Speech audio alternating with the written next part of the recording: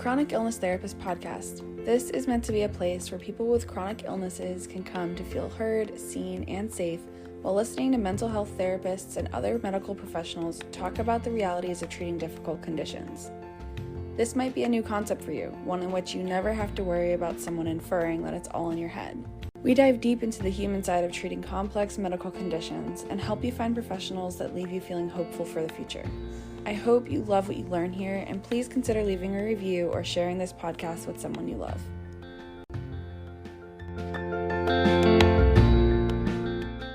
If you are in the Georgia area and you are looking for some extra support and you have a chronic illness, I offer group therapy every Thursday at 5 o'clock, and I currently have space for anywhere from 3 to 4 more clients. This group is for young adults who are currently trying to figure out things like school or new jobs or, how their illness is going to progress and fear that comes around that. I do a lot of pain psychoeducation, and as a group, we discuss what we're experiencing, what we're feeling, and we kind of process that in a way that provides a level of personal understanding and community, which, as you might know if you've been listening to this podcast for a while, I really, really believe in the healing power of community. I also have a group for teenagers. This requires parent participation. So if you have a teen with a chronic illness, the group will be this summer, dates to be determined based on interest, so please email me if you are interested. The teens will attend 8 groups consecutively each week, and parents will have 4 different group sessions with each other, again around pain psychoeducation and ways that you can communicate better with your teen. It's just a really difficult time to communicate as it is, so then you throw chronic illness on top of it, and it's really not a fun time for anyone. So I'm offering that support as well. If you are a resident of Georgia, both of these groups are open to you. They will be virtual, so it doesn't matter where in Georgia you are, but my license only allows me to do therapy with people in Georgia. And for people not in Georgia, I'm starting a new membership for people who are just kind of looking to learn the basics of acceptance work. What does it mean, and what skills can help you lean into acceptance? We talk a lot about acceptance on this podcast and what it is and what it isn't, so I won't repeat that all here. But if you'd like to sign up for this membership, I'm still kind of figuring out exactly what it's going to entail, but I know it will at least have videos, training videos, and a transcription with each video, as well as some worksheets when applicable. And eventually the goal is to have a community where people can chat with each other, and kind of like a Facebook group, but I don't think it'll be on Facebook. I think it'll be on a different platform. So I'll keep you updated on that. If you're interested in learning more about that as I learn more about it and exactly what it's going to be, then sign up for the email list, and the link will be in the show notes. And I won't spam you with lots of emails, but just updates about what's going on in the membership and what it all entails. So thanks.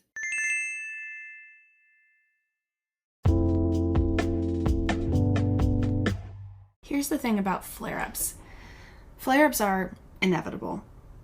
Honestly, whether you live with a chronic illness or not, people still have moments where they feel more tired than other times. They're feeling a little bit off or feeling not like themselves. And so everybody in this world experiences flare-ups. Now, of course, when you have a chronic illness, it's a lot more intense and more debilitating than somebody who doesn't have any physical health limitations. Regardless of who you are and how severe your flare-up is, there are a few common pitfalls and thought patterns and experiences that we all have when we find ourselves in one of these states. I'm going to go through the 7 most common that I see and hear most often. So the first one is just, simply put, anxiety, fear about the future, worrying about the progression of your condition or how it will impact your ability to work or perform, your daily activities. We can find ourselves in these really, really awful stuck loops where just on repeat, our thoughts are telling us about how bad it's going to get. Now, traditional CBT methods will tell you how to kind of thought stop so that you can stop the thoughts in its cycle before they kind of get worse and worse. And there is a lot of benefit to that. I tend to lean more on acceptance techniques because the thought stopping never quite worked for me. So if it works for you, it's fantastic. But if it doesn't work for you, or it works sometimes and doesn't work other times, well, then you get to decide, use that as a tool. But none of these tools are ever going to be 100% foolproof, always going to work. So it's good to have multiple tools in your box. So thought stopping is, exactly what it sounds like. And you kind of just tell yourself like, all right, that's enough. No more of this. You're going down the doom hole, and it's time to stop. Maybe you get up and distract yourself, whatnot. Well, in an acceptance technique, in acceptance work, it would sound a little bit more like, I'm noticing that I'm having the thoughts that blah, blah, blah, whatever the thoughts are. I'm noticing that I feel like I'm never going to get out of this flare up. I'm noticing the thought that this is only going to get worse and worse and worse. I'm noticing that I don't see a way out of this, and this pain is way more than I can handle. There's actually a couple steps involved in this technique. The first step is to simply label what is. And it's, again, so the label for those thoughts might be, this is anxiety, this is fear, this is exhaustion, this is judgment. We just label it. Then, after we have an appropriate label for what's happening, again, without trying to stop it or change it or anything like that, then we move on to saying, okay, I'm noticing that I'm having this labeled thought. I'm noticing the fear. I'm noticing the anxiety. I'm noticing the judgment. And as you do that, and as you say that to yourself, I'm noticing that, it kind of gives you this outside perspective where you can almost imagine yourself like on the outside of yourself, looking inward and noticing that there's a separation between you and your thoughts. This in and of itself allows you to naturally understand that your thoughts are not you and you are not your thoughts. They're two separate things, and therefore gives your thoughts a lot less control over your actions and behaviors. So there's not a whole lot of convincing here. It's a very natural, genuine process. In acceptance and commitment therapy, we call this process diffusion, as in you are fused with your thoughts and now you want to unfuse. In other words, decouple. That's more of a somatic experiencing term. A more appropriate way to say it would be to separate. To separate kind of the thought from an intense meaning that this thought has with it. Another common experience with flare-ups is depression, understandably so. And which comes first? That's a bit of a chicken or an egg question. Am I depressed because I'm in a flare-up, or did the depression cause a flare-up?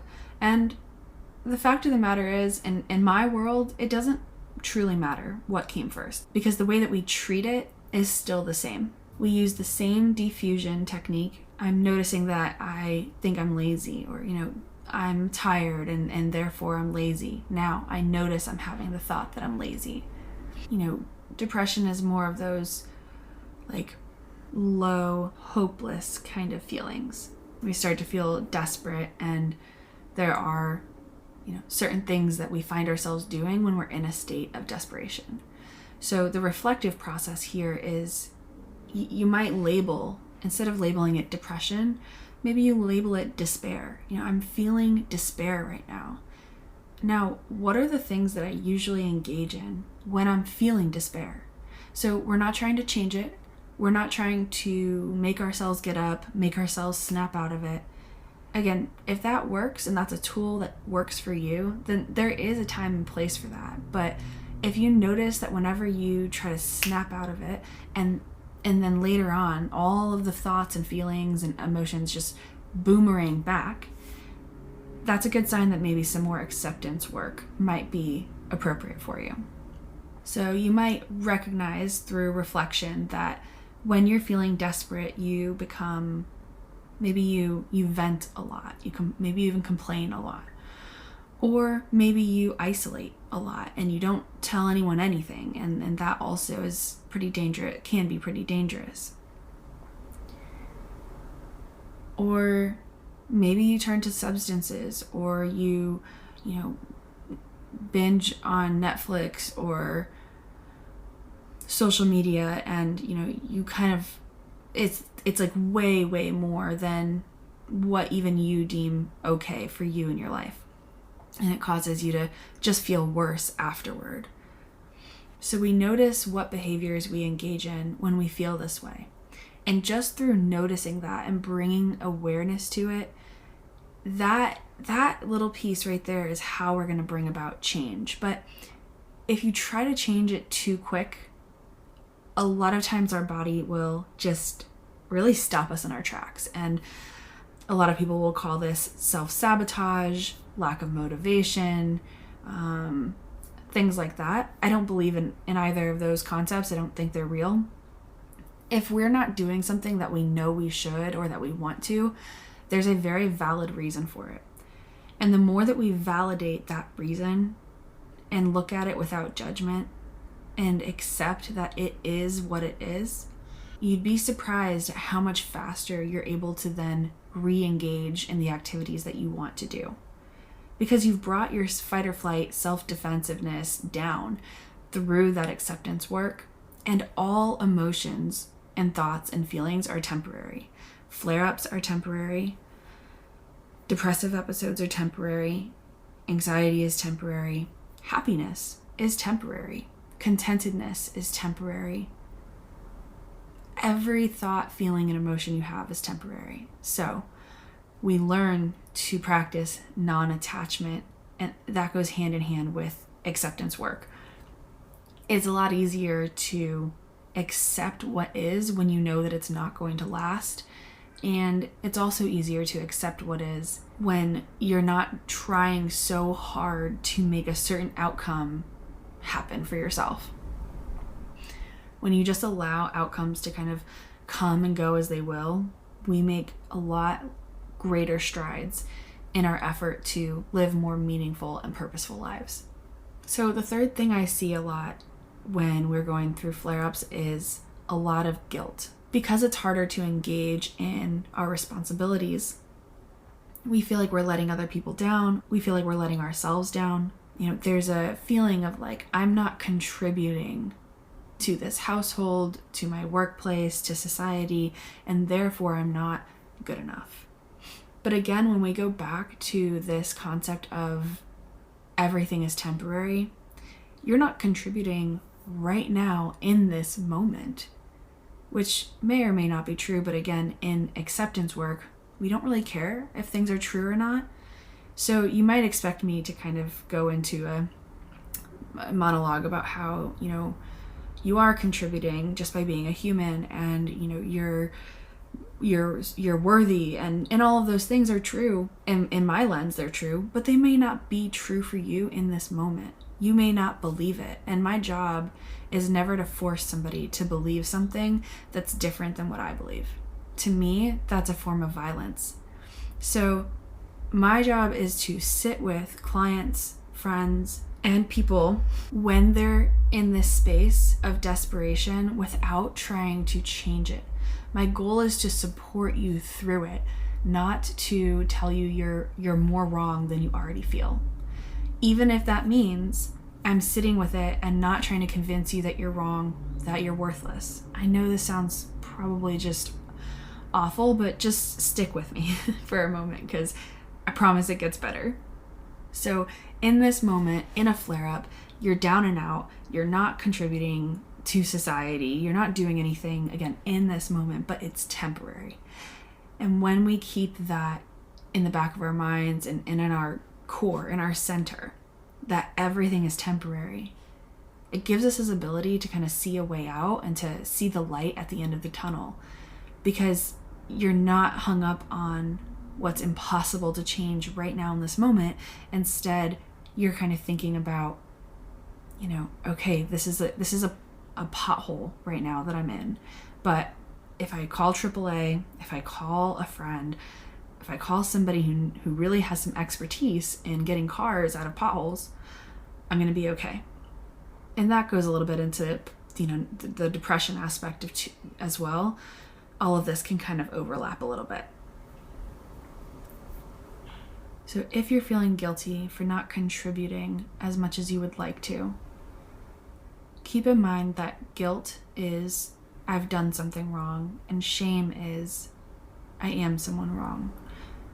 You are not someone, your entire existence and entire being is not wrong because you're unable to be productive in this moment. But again, if you're not in a space to believe that, then don't worry about it. Well, all we're trying to figure out right now is when you're feeling guilty, what does that usually lead you to do?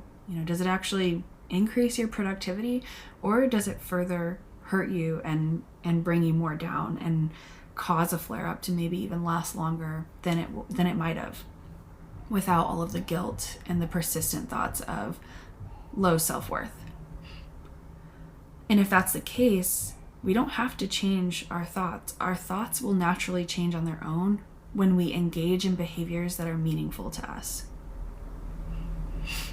So if I'm during a flare-up, if I can't clean my house, the dishes are piling up, my laundry is 10 piles deep, and I feel just awful.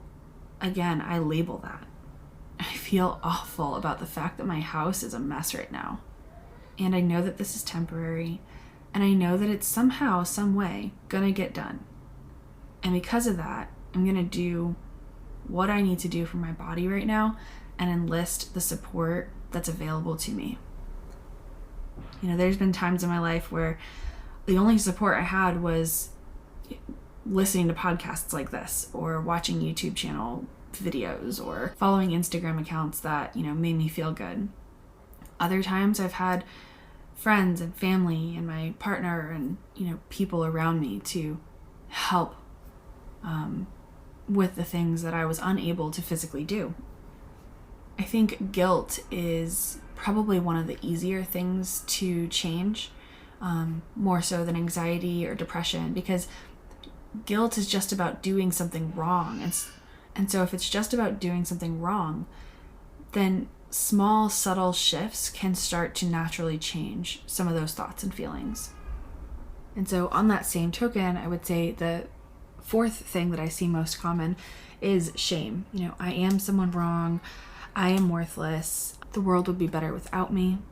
I feel ashamed or embarrassed about my condition and what I am able to do and what I'm not able to do. Some of the things that really help me out of shame is to see that, one, other people are experiencing same things as me. One of the most common, biggest pieces of shame is, it's embarrassing to have to go to the bathroom, and why that is, it's silly. It's silly for that we all have to poop, and yet that is such an embarrassing topic of conversation. And so there's a lot of shame that comes along with stuff like that. And there are actually really great YouTubers who post about things like wearing a bag, having to poop in an external bag, having sex while having to wear a bag, things like that. And these people have clearly worked so much through their shame, or they never had it in the first place because they had a great support network that really did not instill shame in them. The one YouTuber that I'm thinking of right now who wears a bag and talks about stuff like relationships and sex and whatnot is Hannah Witten, Witton. She has a lot of great content.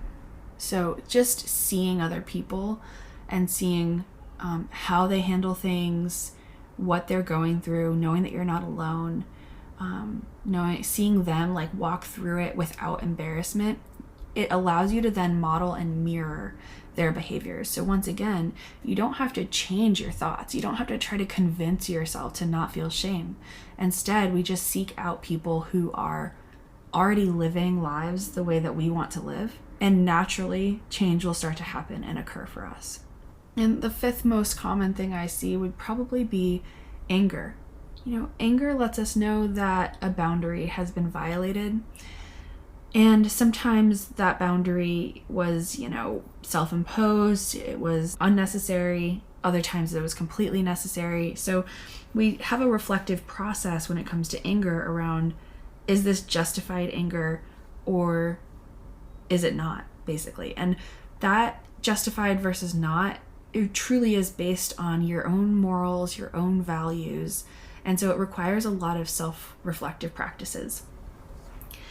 Anger also requires movement.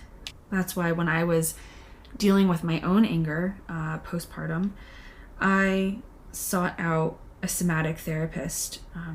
She does a lot of like dance and movement therapy and things like that, which, by the way, is extremely uncomfortable for me. I'm not the type of person that really enjoys moving their body. It's something that I have to really work at and takes a lot of effort and energy because I just hate it so much. But I knew that I've done all the cognitive work that I possibly can around anger. And if I wanted to show up better for my daughter and not repeat generational cycles, I had to find and do something different. So in somatic work around anger, it's a lot of moving your body in very primal ways, in ways that are protective and adaptive. In our society, we just are very still. At work, we sit at desks. We don't walk to our grocery stores and our bank and we don't walk to anything. A lot of us don't live in these walkable communities, even in big cities. I live in Atlanta and you have to have a car here. Our train transit system is absolute shit. You really, unless you really plan out, where you work, where you live, you can absolutely make it work, but then forget about living here with a disability. Half of the elevators are constantly not working. So to get onto the train, sometimes you have to climb upstairs. And whether you're in a wheelchair or you have a mobility limitation, that alone makes it impossible. So my point is just that we are so still, and I think that has a lot to do with the anger that we feel. Aside from anger just being not allowed and very much suppressed, we also just don't have a lot of opportunity to move anger in, through, and out of our body. So when it comes to anger, that's my biggest piece of advice, is to move your body in whatever way you can. My dad is blind and paralyzed from the waist down, and he practices Tai Chi 5 days a week. So there's always things that you can do, no matter what. So long as you have the capacity to think, there is an ability to move your body. Even as a quadriplegic, there's still an ability to move your eyes and to move your brain and to visualize. Again, I'm not saying that this is anybody can do this on their own, of their own accord, with just willpower alone. So I hope that it's not coming across that way, but with proper support, it is possible. And we talked a little bit about fear when we were talking about anxiety in point 1, but I do want to make this a sixth kind of point. Not knowing what you're going to be able to do on a day-to-day basis can bring up a lot of fear, because again, going back to the shame, guilt, if you don't know what you can do the next day, you don't know what your productivity level is going to be in a society that highly values productivity, there's a lot of fear around that. And that brings me to my point 7 around loss. When we are in a flare-up, we remember how much we've lost, so much worse than when we're not flaring up. If you've lost any mobility, independence, ability to think straight, that's a big one with chronic Lyme, long COVID, and many other diseases, but those two just came to my mind right now. And also a loss of your former self. But I want to talk about this one because I think I have a kind of slightly different viewpoint on this. I believe that we all go through a loss of identity regardless of chronic illness or disability status. Now, of course, yes, there's a before and after when you have, for example, my dad, 34 years old, carpenter, worked with his hands on his feet all day, rode a motorcycle, was very, very physically active, and in the blink of an eye, one night, a motorcycle accident landed him in the hospital, and he became paralyzed, waist down. That's a loss. That's a very quick, drastic loss where in an instant, everything has changed. So that's one way that it can look. But the other way that it can look is very gradual, subtle shifts over time. One day you're able to do all the things that you want to do, and then, all of a sudden you notice like you're just not able to maybe go out with your friends late at night anymore. Like things are, when you do that, you start to feel pretty shitty the next day. And so then you kind of slowly decide to stop doing that. But then maybe you also realize that, cooking food at home, which you really enjoy, also becomes a little bit too tedious, whether it's mentally or physically draining. And so you start to do that less and less. And over time, you just start to realize like, wow, I used to be this person that could just get up and go and kind of do anything. And now it's like just pulling teeth to get me to do much of anything. And I think when it comes to that type of loss, I think that happens for a lot of people regardless of disability status and health condition status.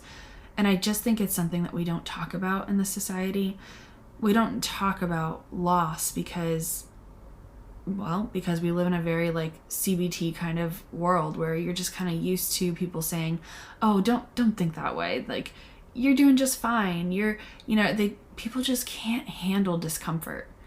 And so when you show up with your discomfort, they show up fighting back against that. So these are some of the most common things that I see and that I work with, and this is just a very, very small primer on each of these things. If you have any questions about it, please shoot me an email, destiny@destinywinters.com. And yeah, I look forward to hearing from you. If you learned something new today, consider writing it down in your phone notes or journal and make that new neural pathway light up. Better yet, I'd love to hear from you. Send me a DM on Instagram, email me, or leave a voice memo for us to play on the next show. The way you summarize your takeaways can be the perfect little soundbite that someone else might need in order to better absorb the same lesson. Lastly, leaving a review really helps others find this podcast, so please do so if you found this episode helpful.